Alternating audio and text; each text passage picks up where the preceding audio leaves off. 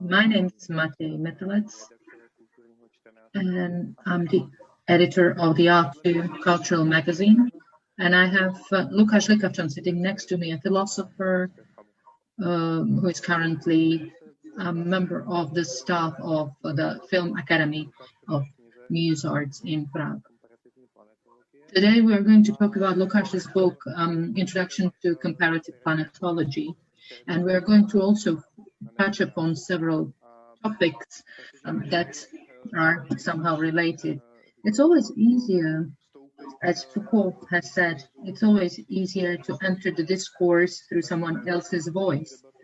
And that's why we are going to start our debate today with Bruno Latour, the French philosopher and sociologist, who has recently published a book called Back to Earth. It was recently translated into the Czech language. It's a political pamphlet in which Latour tries to or talks about the political action within the context of the current climate crisis.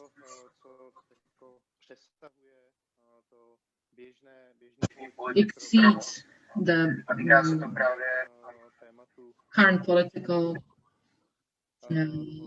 discourse. Latour, apart from being a person who has really impacted the way we perceive science, and we contemplate modernity, he's not really specific. In his book, he's saying that, or I believe that in his book, he sort of brings us back to nationalism the of 19th century romanticism, and he speaks of the so-called almost brings us back to vectors. this. We need to choose from these vectors. First of these vectors is global, which is somehow defined by the exponential and almost infinite growth, or the striving for that. And the second vector is sort of a reaction to that. And it could be connected with the current rightist and populistic movements, such as the League of the North in Italy, Alternative for Deutschland, AfD in Germany, or Le Pen's party in France. Or we also have our Central European counterparts, such as PIS in Poland, Fidesz in Hungary, and the like. In the Czech Republic, we've also seen similar attempts, but they are far from being as successful as the ones we've mentioned. Pak je tam vektor, kterému Then se there is Bruno a Latour moc vector nevěnuje. Říká mu that vektor mimo Zemi. is sort of My se mu out možná of budeme Earth věnovat or víc. extraterrestrial, and we're not pak going ten, to který focus on považuje that za more. zásadní And pro then there is the pohyb, který nás so-called má earthbound nějak vector vyvést that should z somehow guide us klimatické krize out of nebo nás the zachránit climate před crisis. jejími So it's almost důsledky. like the movement or A ten právě the return to Earth, earthbound, movement back to Earth. v českém překladu The reason why I've decided to get into the Latour's discourse or use it to introduce this debate is the very fact that I believe that these four vectors can, in certain aspects, be compared to what Lukáš is writing in his book, even though I have to openly say that I believe Lukáš is bringing something that's more interesting than the topics dealt with by Mr. Latour. So, Lukáš, can you introduce your 5 figures of the Earth? Thank you very much for this extensive and very interesting introduction. I'm dealing, and I refer to Latour in the first pages of my books, and for me he's still a very important philosophical figure, because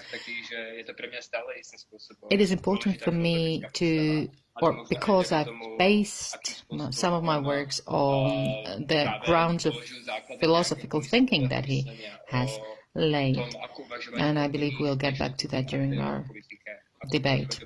So let's talk about my 5 figures. I'll start by saying that I think Latour is mistaken in some respects, because I believe that the image of extraterrestrial vector, or terrestrial vector,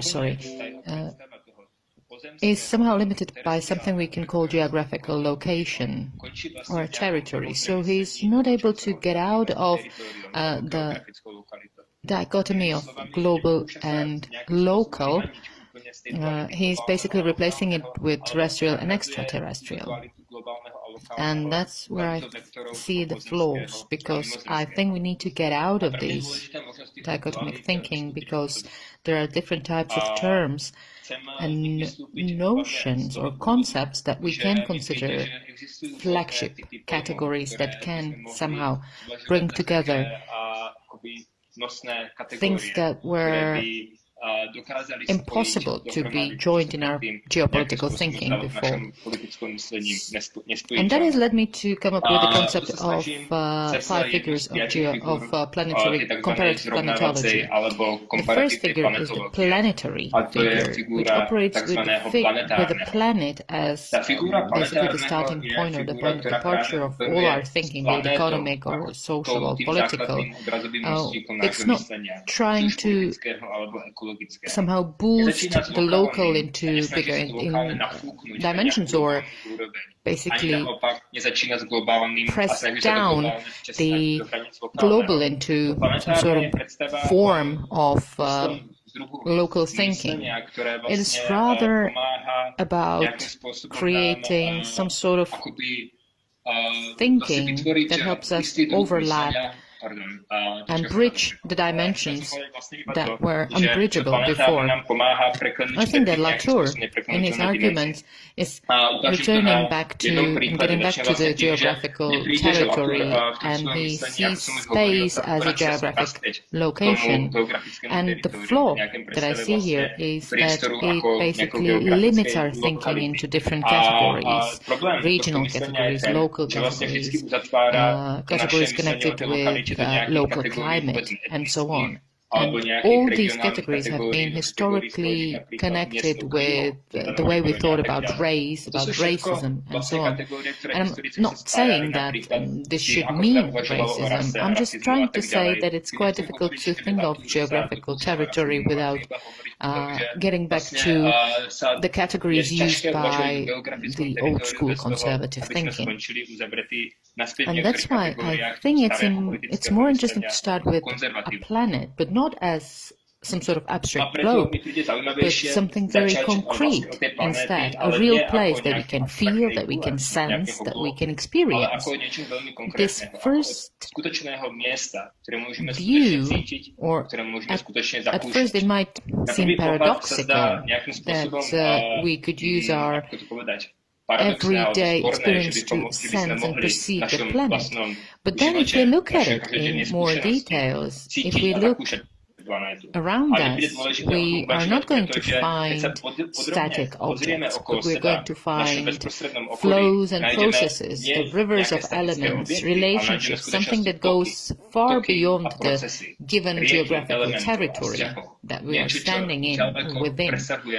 So our experience with place, not seen in a phenomenological way, really allows us to experience the planet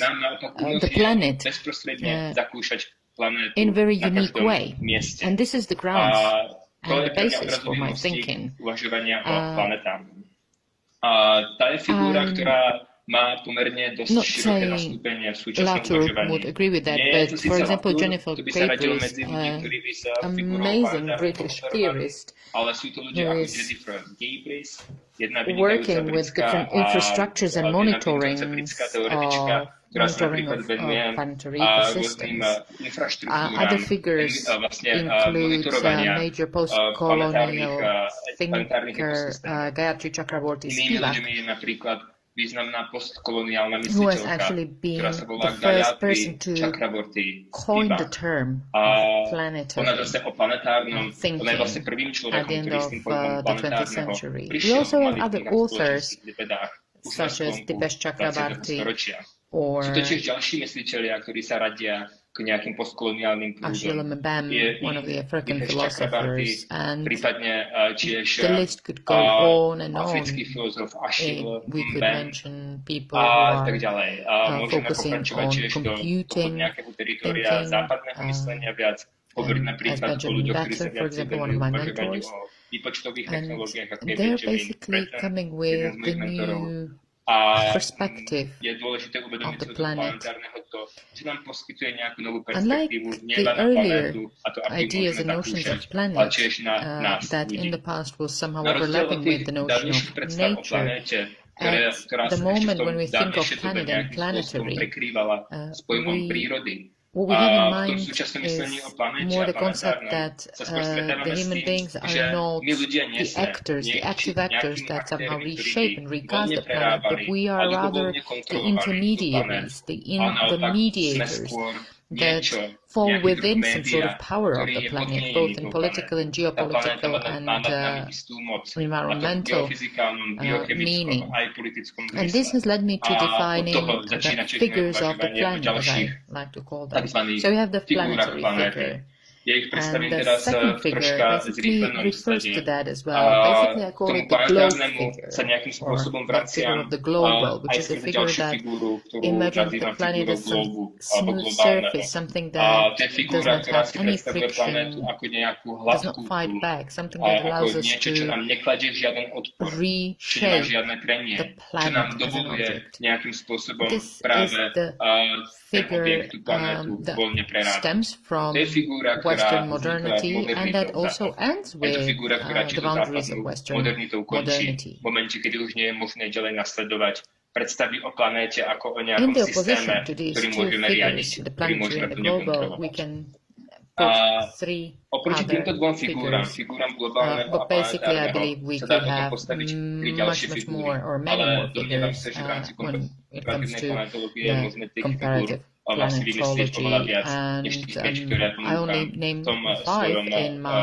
v tej svojej book, krátkej knižke, which ktorá by sa due to možno its tiež dala mimochodom length nazvať can kvôli svojej perhaps dĺžke be skôr short pamfletom, pamphlet. ale našťastie má aspoň ten But názov I really úvod, believe it's takže the nejde o introduction of skutočný something that výklad can tej come teórie, ale iba as a úvodoniečko, methodology. čo So raz the snáď remaining three skutočnou figures teóriou alebo are metodológiou the terrestrial bude. figure Čo sa týka teda tých that the Latour ostatných was also troch mentioned, figúr, a je tu mentioning, figúra práve toho pozemského, toho terestriálneho, just o ktorom referring hovorí Latour, to ako tá tretia figúra Latour very komparatívnej marginally in my planetológie. book. I try to Ja avoid sa snažím actually referring to Latourovi them. I'm veľmi going to try okrajovo v tej to knižke vyjadriť, ale introduce skôr my sa tomu own snažím vyhnúť formulation a nejakú presnejšiu and formuláciu tej bring kritiky some si stále interesting vlastne v hlave arguments. The terrestrial preformulovávam a figures to čakám me vlastne na to, kedy vlastne dozrie do nejakého skutočne represent the zaujímavého localization argumentu. tendencies, A which is každopádne tá unlike figura terestriálneho Latour's prvka reading. znamená obecne tie lokalizačné tendencie, čo je práve ten rozdiel oproti tej Latourovej The next figure figure alebo tomu vektoru is the terestriálneho, figure ktorý nie je podľa called Latoura identický Earth s without simultánnym. us. So it's the image of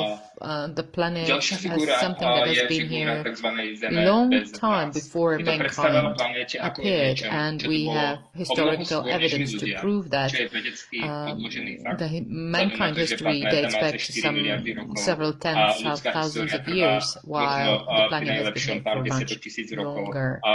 Alebo povedzme We napríklad could na also niekoľko, think of povedzme different iba 10 000 milestones, such rokov, as pokiaľ switch budeme to napríklad agricultural počítať production začiatok and so ľudskej on. That histórie, happened some 10 to napríklad prechodu na 12,000 years poľnohospodárskú ago, produkciu according to a tak historical ďalej, čo sa research. odohralo pred tými zhruba 10 až 12 This Earth, tisíc rokov. without Podľa us historických figure also allows výskumov. us to see and A je tu tiež perceive the figúra, world and the planet figúra Zeme bez as nás je something tiež that's figúrou, ktorá nám indifferent to umožňuje us. nahliadnúť As vlastne Gayatri svet Spivak ako said, niečo, čo je voči nám a hlavne Earth planétu without us ako is niečo, a čo je planet voči nám that just doesn't indiferentné. care. Ako by povedala Gayatri And then Spivak, we Zem bez have nás je the vlastne planétou, spectral Earth ktorej je všetko figure. srdečne jedno. Spectral Earth Nakoniec je to figure figúra actually tzv. means Prízračnej that alebo spektrálnej Zeme. basically here I'm working with a philosophical category of a spectrum, of a specter of filozofickým pojmom, a ghost, and I don't mean the ghost that you would think of Pod tými prízrakmi nemyslím strašidla, in relation to old ancient castles, but rather the ghost of extinct species that have already gone extinct, are going extinct, or will go extinct. And this perspective, where we can actually see the specters of this other extinct or potentially extinct species, might actually show us the way and give us the advice on how we should act and how we should behave towards our planet. As one of the famous and well-known Chinese authors has said we should see it as a dark forest and we should step very into it very carefully so as not to set off a series of actions that might actually lead to our extinction. This figure also brings some challenges how we should change and alter our culture facing this truth of extinction of different species and potential extinction of our species as well. This is a very brief introduction and summary of the 5 figures of our planet. Čo by som povedal k tým jednotlivým figurám planéty a teda ako ma Matej vyzval, aby som ich predstavil. It is true that je pravda, že až neobvykle populární ve filozofii začínat nějaké oblasti zkoumání, tím, že se napíše nějaký úvod. Tak začínal Kant, Hegel. Já jsem vlastně taky jako napsal jeden essay, který se jmenoval Prelom jak astropolitice. Možná bych se k tomu chtěl posunout skrze toho čínského spisovatele, kterého se Lukáš zmiňoval, což je samozřejmě Liu Cixin, autor globálně velmi úspěšné sci-fi trilogie Vzpomínky na Zemi. První díl problém 3 těles se terrestrial bodies should actually be made into a series by Netflix, I believe. But Liu Cixin is dealing with the question and the matter of species. Liu Cixin se zabývá právě otázkou druhu. Vesmír v jeho románové trilogii je tím temným mladcem, kterým navzájem soupeří různé civilizace.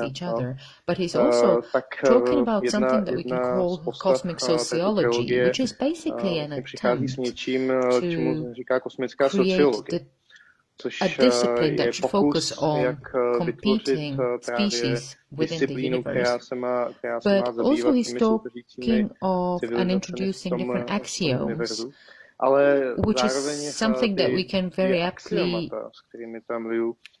use for our situation as well, because even despite our efforts, we have still not met with different intelligent species. The first axiom is civilization needs intelligent forms. The second is civilization basically expands, but the mass, the sum of mass in the universe stays the same, stays constant. And this is something that can very easily apply to our situation when we are facing climate crisis. In our planet, our civilization is growing, is expanding, but the sum of natural resources that we have are finite. Zůstávají ty celkové zdroje, když to stáhnu od té hmoty, pořád konečné. Nicméně contemplation is that he actually links the two axioms.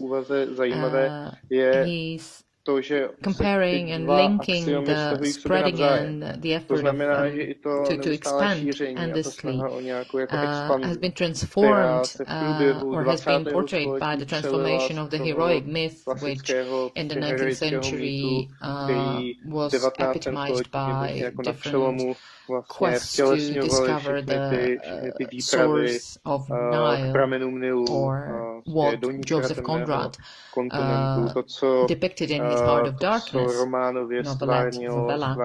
In the 20th century, this transformed to the space exploration program. And this program obviously is very specific because to be honest, který samozřejmě byl velmi to specifický, speak about it protože as a byproduct vlastně of upřímně řečeno mluvit o něm jako o vedlejším produktu Cold War, basically, of závodu ve zbrojení mezi Spojenými státy a the fight between the two superpowers, the Soviet Union and the US, in rakety, které arming the superpowers, basically brought this as a side product, because basically development of rockets carrying human beings were primarily intended to basically arm the space. So our perspective in the 20th and 21st century based on this became some sort of interplanetary. And I think this can be very nicely illustrated by the fact that since certain time the astrophysicists stopped talking about the solar system as a generic system when our solar system started to be written and referred to with capital S, but it's rather now seen as space that somehow specifies us in the universe, saying that we belong here not only in the Earth but in the solar system, so that we are paying more attention to the planets that are close to us. At the same time, it also means for us, it brings the confrontation to the situation that Lukáš was referring to, and that's the extinction of species. konfrontaci s tou skutečností, na kterou vlastně narážel Lukáš, to je vymírání druhů. Have seen extinctions of species has been caused by the explosions of supervolcanoes, as we all know from our childhood, that the extinction of dinosaurs, which is the story that really fascinates especially children up to the age of 12. We know that the dinosaurs went extinct after the fall of meteorite. But we are actually faced with extinction of different species continuously. Leron Niven, as an author said, he actually said, very famous comment, that the dinosaurs died out or went extinct because they didn't have the space program. kdy si tato rizika na rozdíl od dinosaurů uvědomujeme. I'm saying this because I think that without the acceleration of the tension and fight between the superpowers, we seem to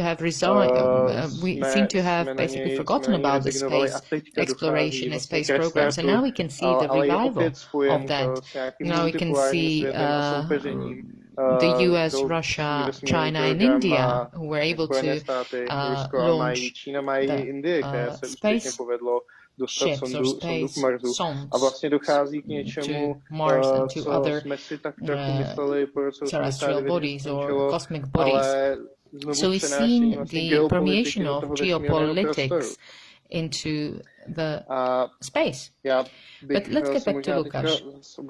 You're saying in your book that the mankind should limit their consumption in terms of thermodynamics and in terms of resources. However, I don't think it's even this would have power to stop things. But let's ask a question. Both philosophy and humanities, unlike the natural sciences, are not really capable of really accepting this excursion into the space or universe as such. Do you agree that they basically fail to reflect it? And should it be happening? Yes, it should be happening. Husserl wrote a very nice essay. It's a beautiful essay, even though I disagree with it. He claimed that wherever we go in the space, be it even if we land on Mars or Moon, we will take with us the Earth. We will take the Earth with us in our phenomenological understanding, because he claimed that we wouldn't be able to see the Earth without using the basic set of coordinates that are defined by the gravitation the planet, that we will distinguish between up and down, right or left, or the horizon. But this does not apply, and this does not hold in the space. And you can just ask any of the astronauts that spent some time in the space, be it on the ISS or Mir, and they claim that they start seeing the Earth from a different perspective, because suddenly horizon is not what matters, and they are more focusing on the feelings, on the emotions. When Latour speaks of this, but actually he asks questions in his books, both Back to Earth and also the previous title called Facing Gaia, which is sort of a prequel to Back to Earth. In this book, he asks a question, where do we belong? And he basically means it that we should be able, as human beings, as individuals, as communities, be able to locate ourselves. Where do we belong? And the answer to this question, the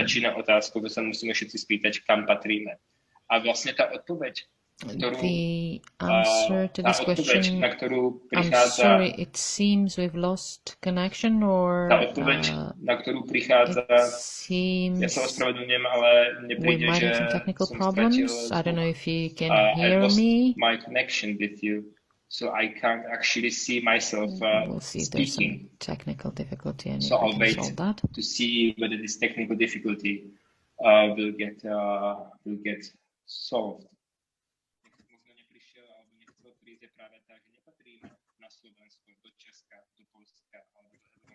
Ale prostě patríme na planetu Zem a že to je dostatočná definice toho místa, na které patríme. The problem is that Latour is asking, where do we belong? We do not belong to Poland or Slovakia or the Czech Republic. We belong to the Earth.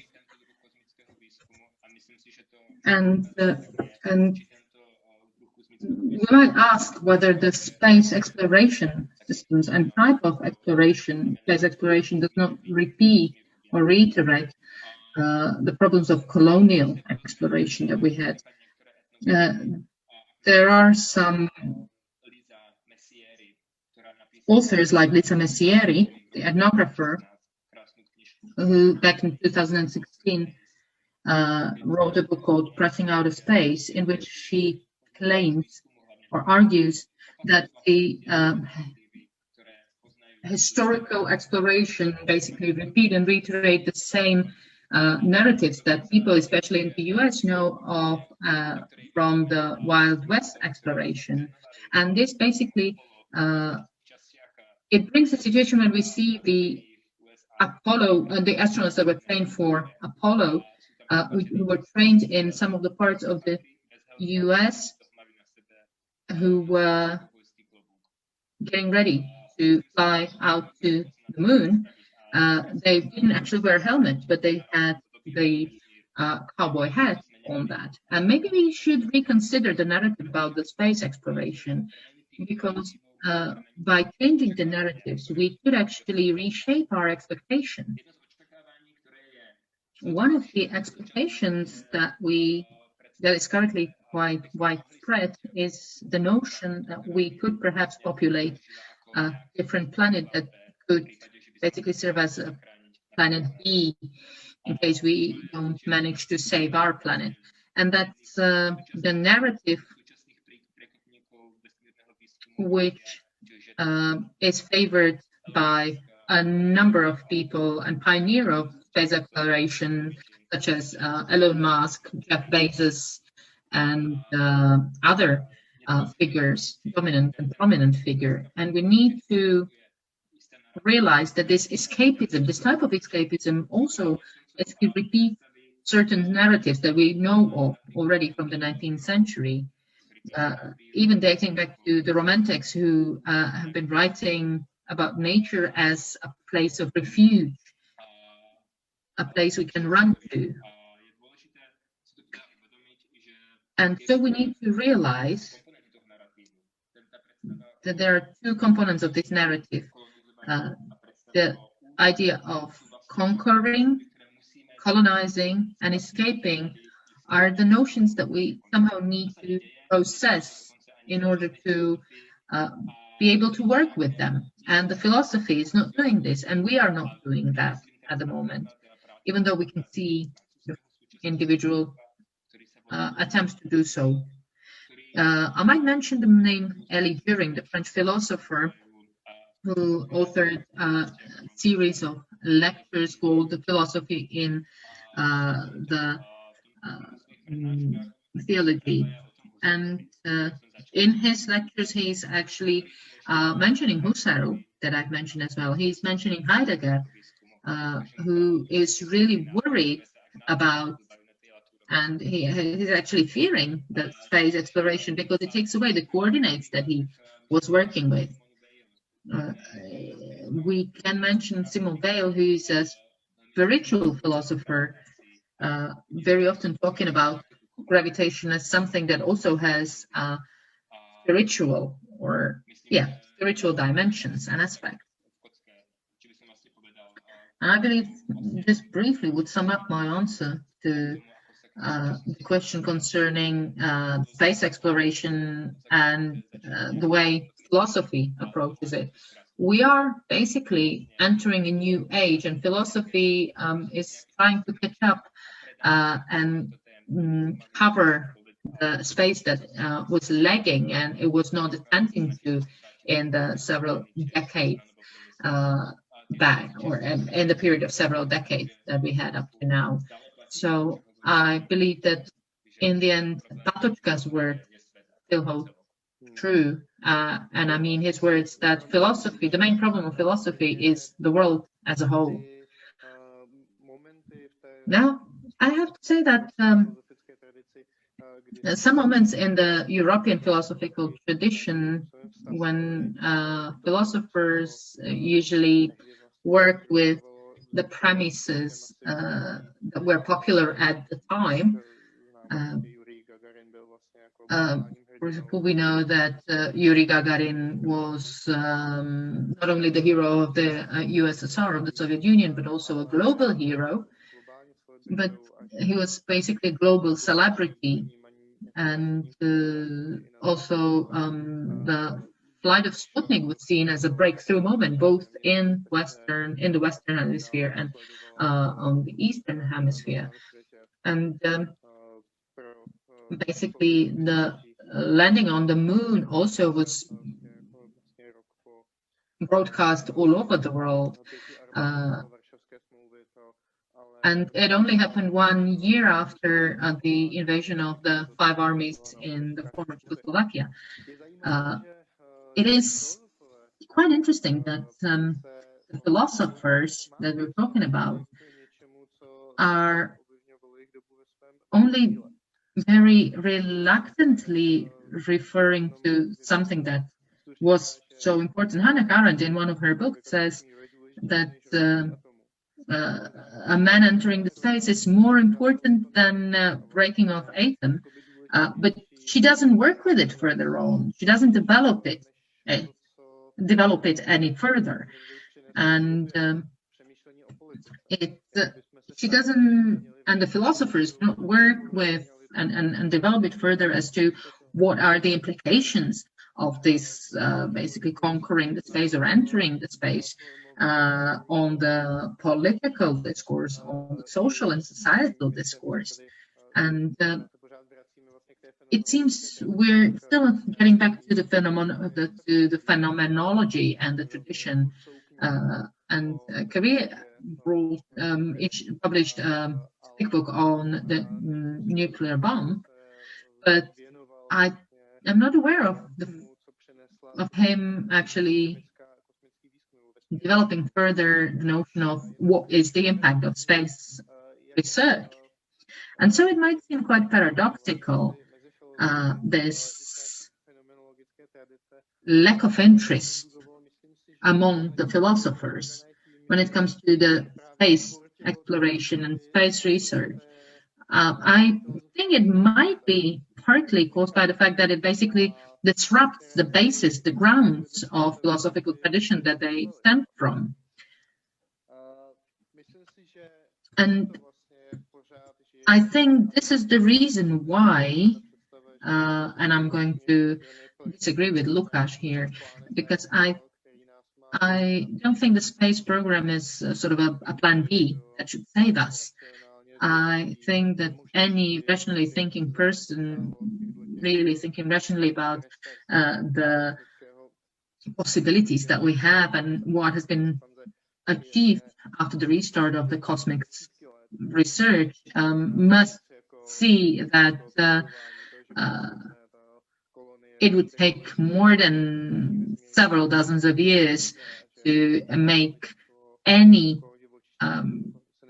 terrestrial body, any planet or star other than the Earth, livable. So there's no place for us to run to. And that's why the escape from the Earth, if we think of in terms of sort of twinning project, it's the escape back to Earth. So we might have voices saying that we can run to the planet Mars, but it's much less friendly and livable version of planet Earth. And there are people who are claiming that we should run back to Earth, that we should perhaps run back in time and go back to the pre-industrial age. And then they develop what it actually means. And since you mentioned Jeff Bezos, I have to say that he has a much more tangible and concrete plans, because unlike Elon Musk, who sort of has this comprador aspect in him, Jeff Bezos is more sort of a capitalist of the 19th century, because he plans for casinos and recreational spaces somewhere on the orbit. And this is perhaps the idea, food for thought, that I want to talk about coming to the end of our discussion, because we're basically entering, and we can think of the space as a space, as a dimension that it's sort of a corporate nature that no one needs to somehow regulate.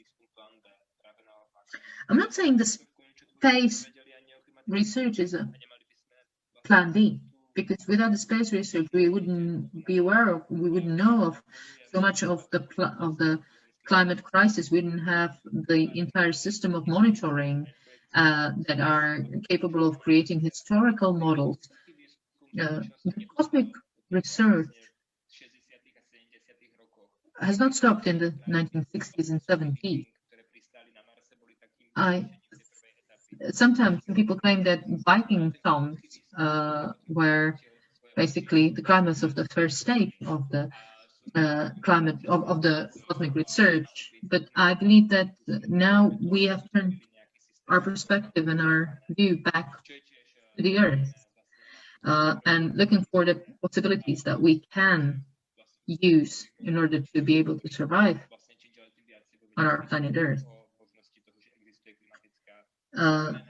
We are now talking of climate change, and we have started with this some 40 years ago, when we only thought that there might be some climate change. Now, 40 years later, we know not only that there might be something, but this is really going on, and we even started calling it by the right name, the climate crisis.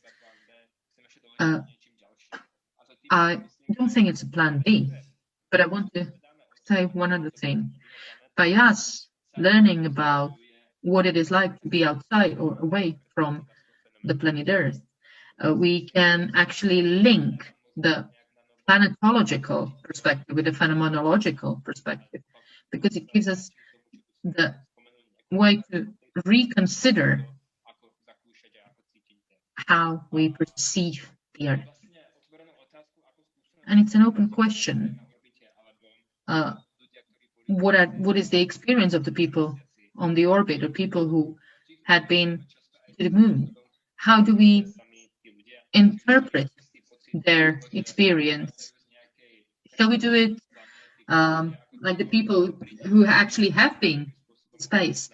And they said that they somehow started feeling fragile, and by seeing it from afar, they suddenly started to realize how strange it is that and how small it is for the people to fight for trivial things, for political reasons, when we have such a beautiful and fragile system that the Earth is.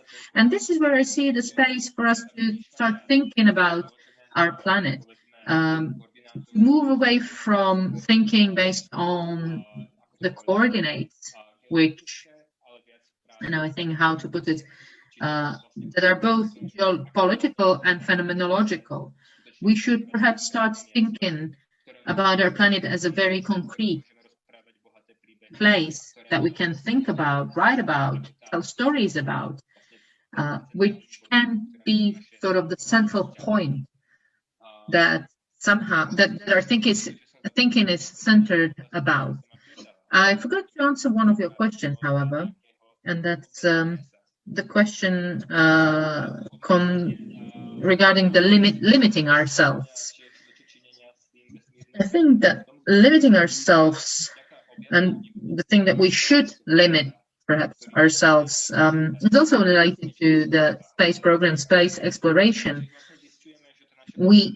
By finding out that we're not the only system in the Earth, we also start to realize that our position on the planet is not as central as we thought. And this was actually confirmed by a number of inventions and a number of scientists, the Copernicus, who said we're not the center of the universe, Darwin, who said that we have not descended, we are not descendants of Adam and Eve, but we are basically just another stage of evolution. And then Freud, who said that our ego and superego are controlling us more than we know or we would like to admit. And space exploration, the space research is yet another upgrade of this, say, fourth decentralization of our notion. And from the planetary point of view, this basically proves that we are not the sovereign actors on our planet, but we are the mediators and facilitators of the processes that we can't really fully control. And once we realize this, once we realize that our effort to act is really energy consuming, very much so in this current society. Tipesh Chakrabarti, the Indian philosopher, said that any effort that the mankind has made that was somehow important was really energy consuming. And through the notion of autonomy, that shows us that we can only be free to the extent to which we are somehow a part of building a whole that we are part of. This whole does not only concern human actors, but also non-human actors and the ecosystems as such. So it's about the entire planetary ecosystem. How do we want to build it? How do we want to take care of it? Do we want to destroy it? Or do we want to treat it in a way that we are not only continuously exploring and conquering, exploiting our planet, but that we are actually taking a completely different approach to our system, the system that we are part of, so that we can ensure not only our autonomy, but the autonomy of other species and ecosystems. This might be a somewhat idealistic idea and image, but it basically complies with the fact that our freedom does not end with us, but it goes beyond the limits and limitations of the mankind as a species. And it basically considers planet as such, which is the core of our thinking and also the core of our philosophical contemplations. An idea, a thought occurred to me when you were talking, and it actually concerns the quotation that's quite famous, and that's Mao Zedong's answer to a question by journalists: what would China do in case of a nuclear war? And Mao Zedong said, even if mankind wiped itself out by nuclear bombs, it wouldn't mean anything to the universe. And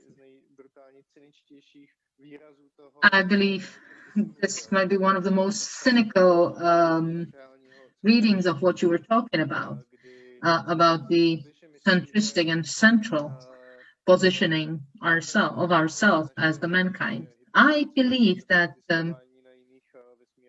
our hypothetical life and survival on different planets or different celestial bodies, cosmic bodies, might represent the continuance of mankind. But then we would also have to face and deal with the questions of how do we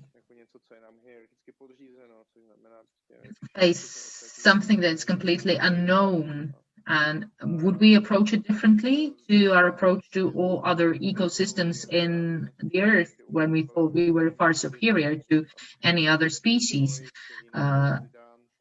When we considered the Earth as a source that was given to us, something that was there for our perusal.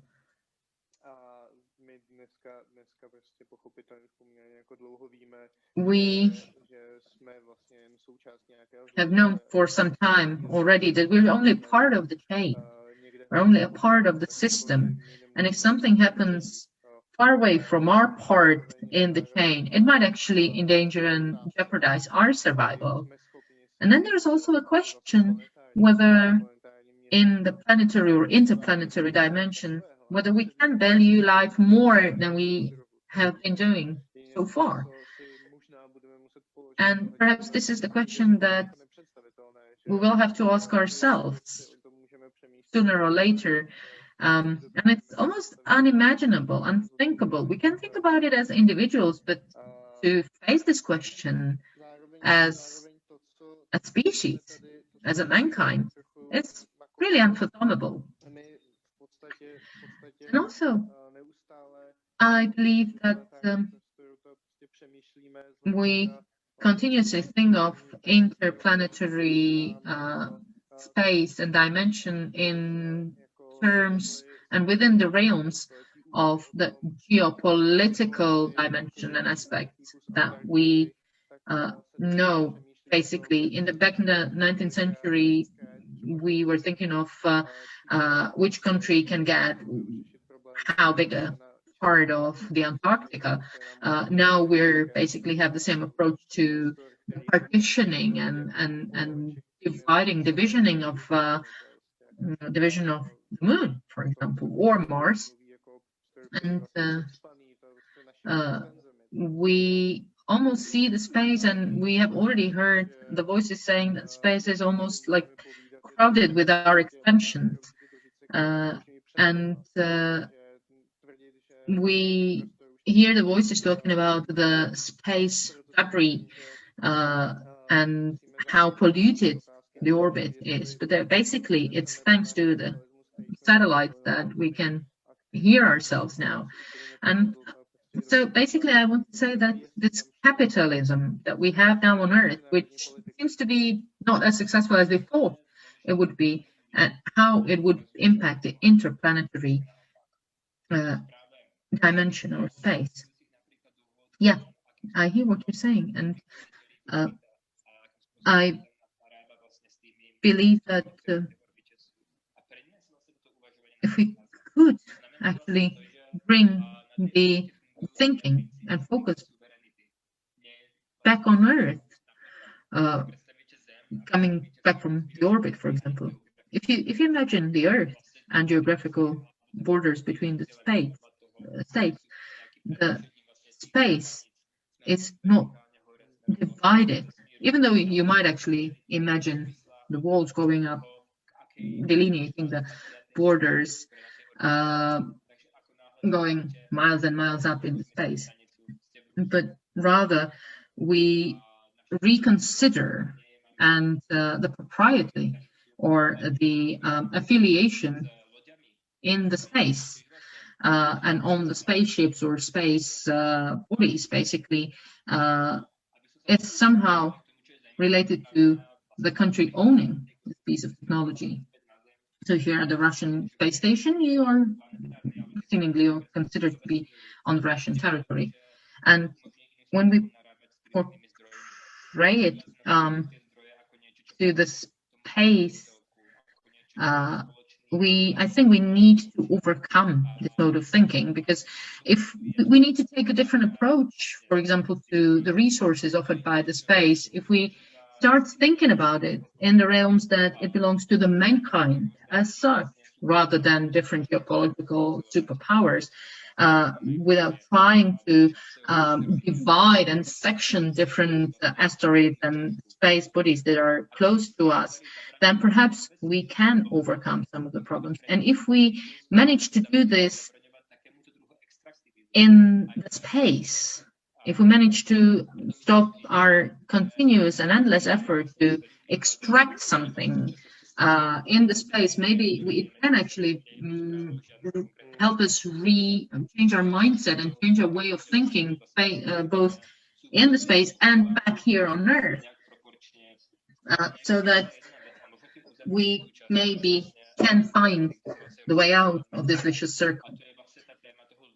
But there's one other thing that came to my mind, and that's the topic of mankind as species. When we talked about the space exploration and space research impacting on us in a way we are becoming less and less human, the question is, how do we define mankind? It is something that we see as based on biological species, or on something that we consider an ideal or embodiment, a model that we can project to other parts of space, to other intelligent species and other species here on Earth.